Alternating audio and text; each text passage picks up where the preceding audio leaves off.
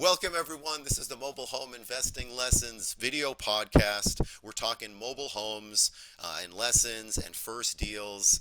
I have three very active mobile home investors on the line right now. Samuel, Verline, thank you so much for joining me here today to talk about your deal and to mobile homes. And thank you so much for being here. Thank you for having No us. problem. Thank you for having us. It's a pleasure, as Seriously. always. Do you have any previous real estate experience, or I guess why mobile homes in the first place? Yeah, in real estate and all that kind of stuff. What's your idea? Yeah, yeah, sure. So we initially started with traditional real estate a couple years back, and so we figured, let's try traditional real estate. Let's see how it goes. And I always heard about mobile homes, but I say, once we get our hands dirty in real estate, traditional real estate, then we will do mobile homes. But then as we started, investing in this area and realizing, this area is pretty expensive and Price. we're always getting priced out. We think we're almost there, but it's almost taken from us. So we decided, let's follow a mobile home. So of course, going on YouTube, watching several videos, saw a few of your videos. So I said, let's start mobile homes. So we just started doing some research and reading it, and here we Reached are. out to you. Actually, before we actually found you, John, which I think what led us to find you was we actually because we told my brother that's in North Carolina that we're looking into possibly switching our gears to mobile home investing because it would be less to invest up front. And then he happened to find a guy in North Carolina that had a home in Florida that he was wanting to sell. It was in a 55 and up park, and we were like, okay, we'll go ahead and see what it is. And then he had a not a realtor, but a mobile home specialist helping him sell the property. We had my brother in Florida go take a look at it, send us videos, send us pictures. I mean, it's a four-star park, 4.5 star park. So it's a pretty nice park. The property at first he was asking for like what 15,000, yeah. 15,000, and we thought we got a great deal that we talked him down. We talked him down 5,000. to 5,000. But since he accepted they jumped at the first, at 5,000, that should have been a red flag, but we didn't know any better. So we think we got a great deal for 5 grand, but oh boy. Yeah. When we finally got like into fixing what looked to the eye was like basic things, turned out to be, much more than we expected to be to fix up the property.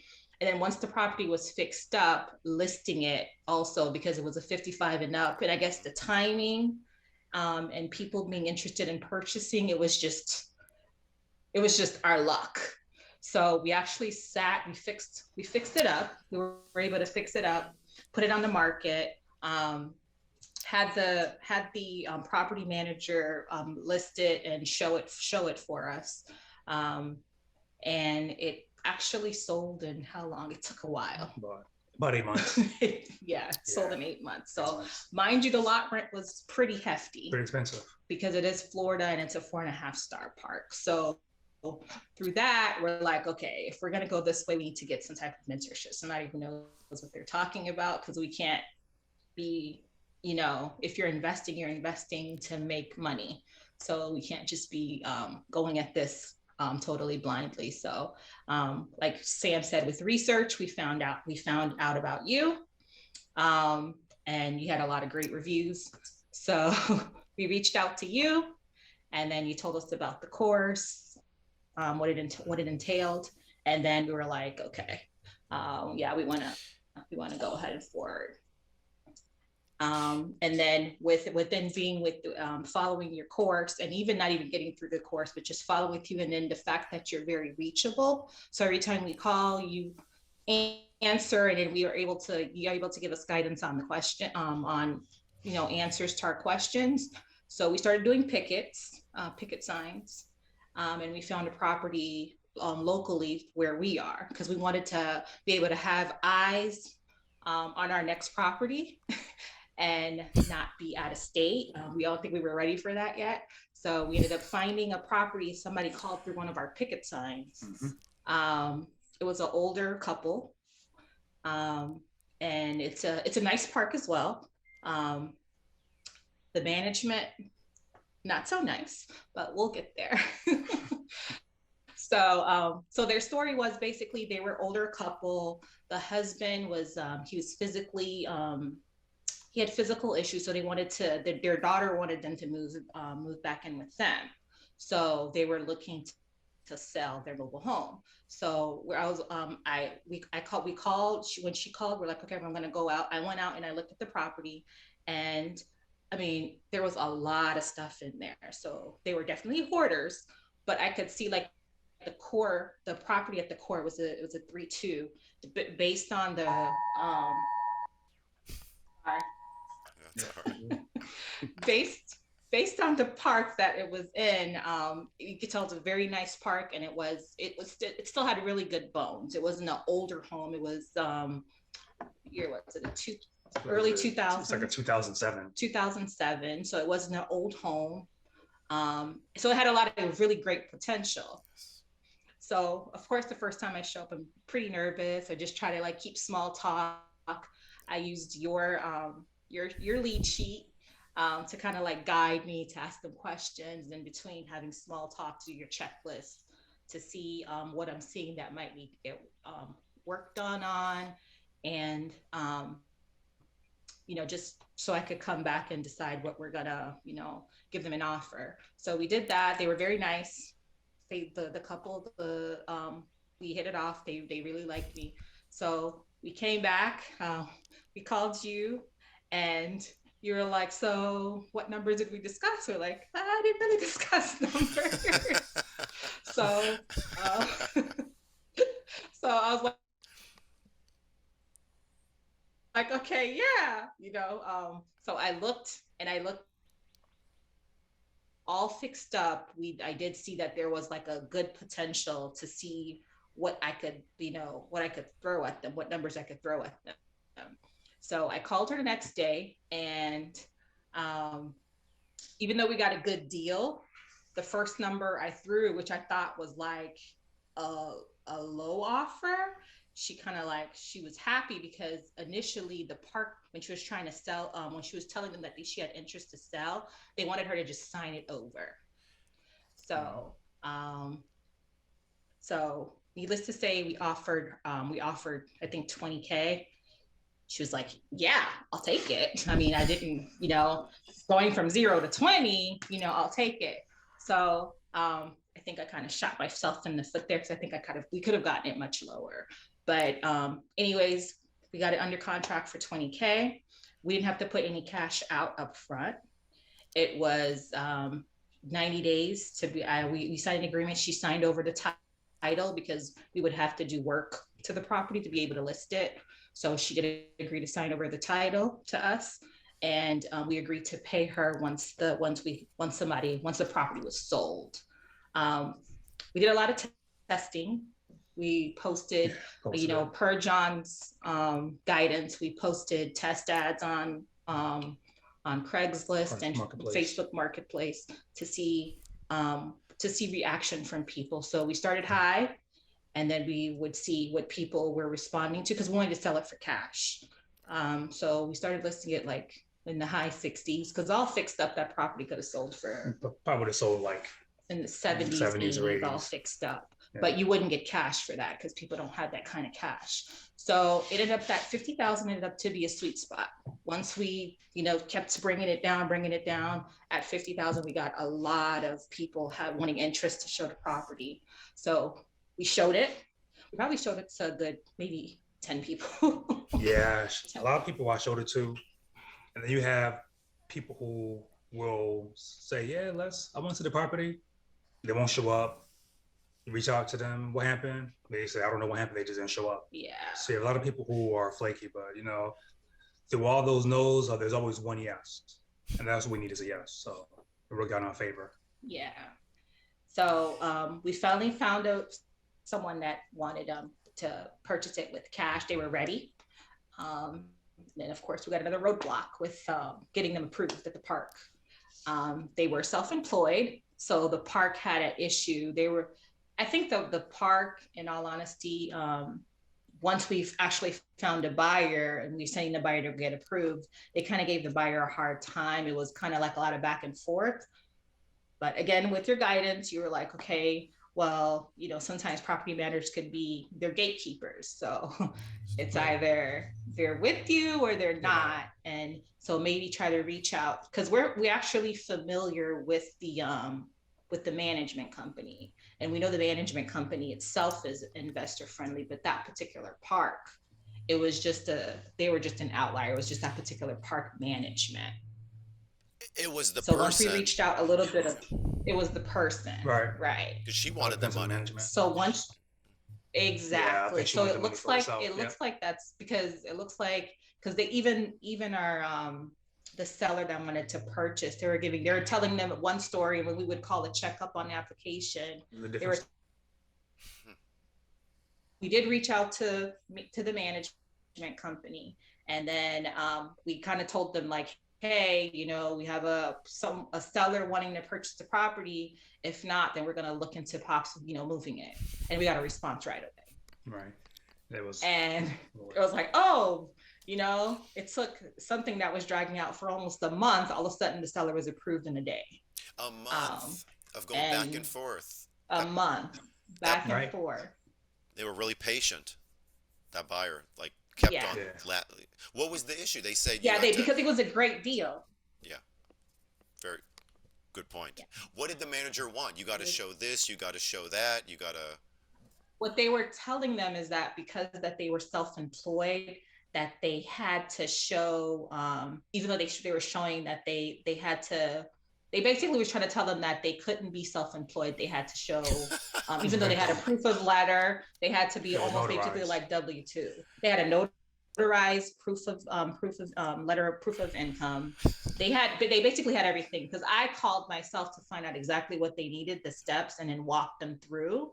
And they said, yeah, we turned all of this in. They have all of this, so we were not understanding the issue. So. And when I kept calling back, I could tell there was a lot of frustration. And then that's when I was like, okay, let me reach out to John, because we're trying to be patient. First, they told us 7 to 10 days.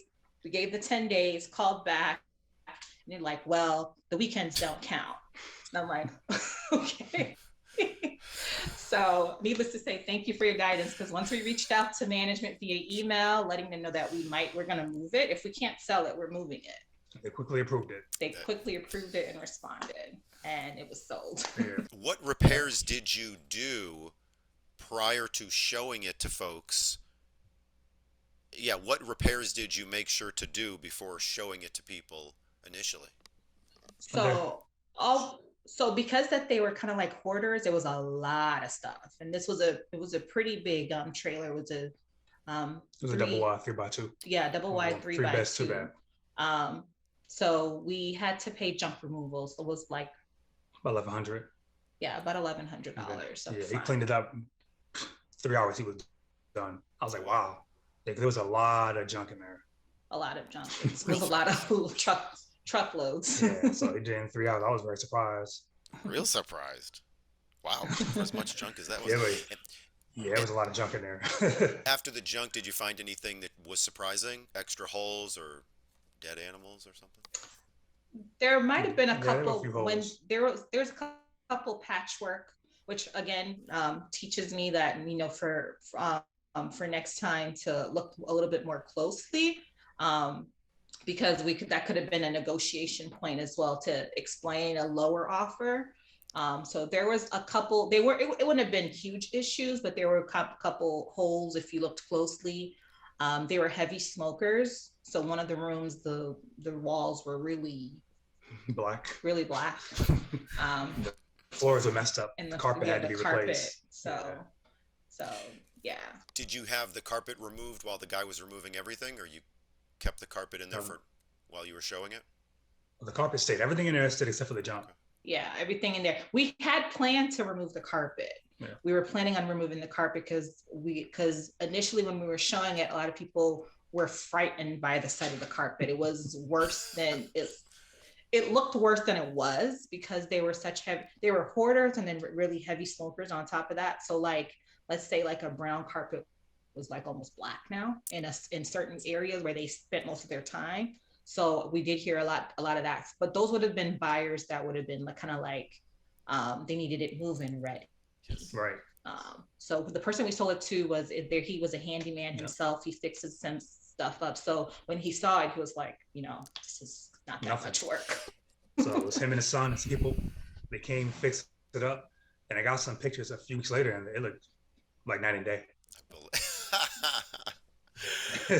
Night and day, literally. I believe that. I love to see that. No, it makes complete sense. The buyer who purchased the home, he paid cash, correct? 50. Yeah, he paid cash. Yeah. Cash, no bank 50,000. financing. Yep. Around the country, that's sort of what different areas vary a bit, but I'd say around 50, 55, 60,000. That's the cutoff for where not many, but some people have cash. Over that number, people are usually wanting to go to the banks a lot. But they had cash to buy the home. He knew he was getting a good deal. Wanted to close on it before anybody else did. Did Yeah. he didn't did any of these potential buyers bring up, hey, I want to get an inspector through the home before I buy the home? No, No, No. no, actually, no inspection. They just wanted to buy the house, fix it up, and move in. yeah. The people that were really interested, because that same property fixed up, and then the good thing is there had been several other sales, and I think there was like one on sale while we were selling the property that recently sold, which was around the same year bed and bath as ours, and it was selling double and over what we were asking. So anybody that was handy, the two guys that we had lined up were both handymen. So they were like calling every day, like, why aren't we approved? Like, we don't want to lose this, Yeah, I was getting nervous too. I don't know what's gonna happen. How was so they ended up closing. You had got this under contract at 20, tied it up at 20 and closed on it. Didn't have to come out of pocket at that 20, and then you sold it for 50 or a bit more.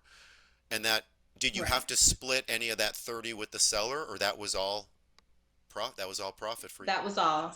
Yes. That was all profit for us. Did you feel like you're leaving money on the table?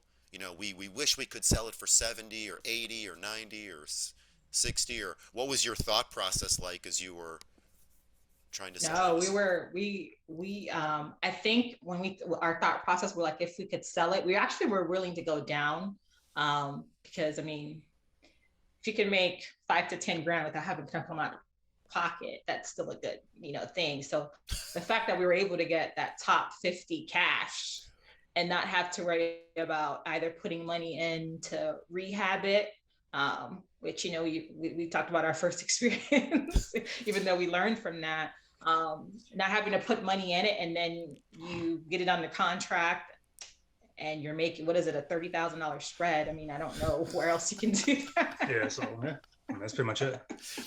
I love that you both can do this together. Do you find that you're both clones of each other, kind of going in different directions, or one of you kind of takes the reins at one point, or how does that work out? How does the work, being working with it varies. It varies yeah. time to time. So I say if somebody calls, one of us will go out there, see the owner of the house, or probably show it to somebody. Let's say if she's busy with work, I'm available. You know what? I'll go out, take the property, and vice versa. So it's divide and conquer mainly. How do you deal with if you bump heads in this business, or if you want to? I'm sure even with that, technically the second deal, the first one that we were doing together, I'm sure there must have been decisions that you both bumped heads on, or how do you work on that, or how do you, I guess, any words of wisdom for when that situation happens? And logic wins. Logic and what's the end goal? Logic and end goal. Like going back to like we're in this together and what eventually our end goal is. So if we bump heads on something, something, or if we feel like this person is not doing something that they should be doing, we just verbalize it. Communication Right. is very important. Just verbalize it. And at the end of the day, just the reminder is what's the end goal. Uh, with each property was the end goal was getting it sold. Yeah. So whatever needs to be done to get it sold. Yeah, pretty much. Any things that you weren't expecting? Any things that you learned, or something for folks to watch out for that are in this business or getting started, or words of wisdom? I'm keeping open mind because you never know who you'll meet, Yeah, and relationships are very important. So yeah, you I would yeah. say that. And don't get discouraged by either um, nasty park managers. Know your, you try you try at first, but then know your possible ways of your workarounds. And if it all fails, if you have questions, ask John. Yeah. He's the goat. Like John. That's awesome. And don't get discouraged, especially by a lot of potential leads. Yeah. Right? Because a lot Oh of yeah. people Sometimes you have talk a to good game. exactly. So sometimes you have to filter a lot of, unfortunately, people. Just because your phone is ringing doesn't necessarily mean they're all good leads. So so sometimes you have to. Sometimes we've had people that we've done like 3-4 callbacks to, and they seem so excited at first, and just go ghost. So Yeah, just keep on moving to the next. Yeah, one. once you give them that offer, a lot, they don't return your call. But buyers or sellers. I think one person offered. Yeah, the sellers are those. So yeah, I want to sell the property, but once you give an offer, they say, "Oh no way, that's too low." Next, and that's what it is. Got to keep it. Some people have hopes and dreams that they think their property is worth way more than it is. So, and that's okay. You just move on to the next. Don't get so emotionally tied. Can't get emotionally tied to it. Oh, that's the truth. Boy, and then beat yourself up if you don't get it, or that means that you probably don't have enough going on. If you're not talking to enough sellers, you haven't made enough offers. If you're too emotionally on one deal, you got to get out there and talk to more people. You do. Because you'll chase it, the deal gets skinny, you'll end up paying too much. It's wonderful that you both are doing this together and you can feed off each other, and or when one of you is down, I imagine the other one helps. Yes, definitely. Yeah. Keep it up. I'm proud of you both. That's awesome. Really good. Yeah. You did not give up. Thank you so much.